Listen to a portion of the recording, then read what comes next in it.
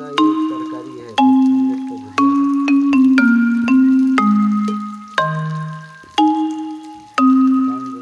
ये मिर्चा डालेंगे इसको हरी मिर्च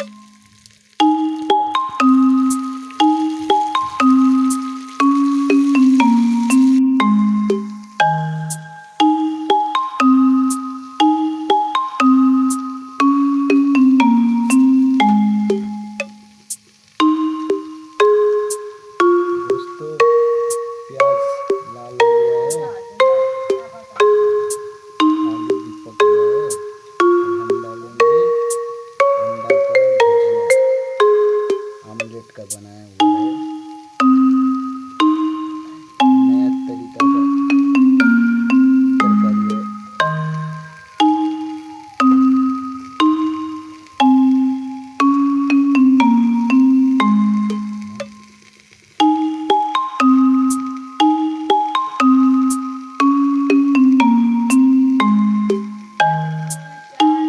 भाई लोग हम लोग का अंडा का तरकारी रेडी हो गया है ना।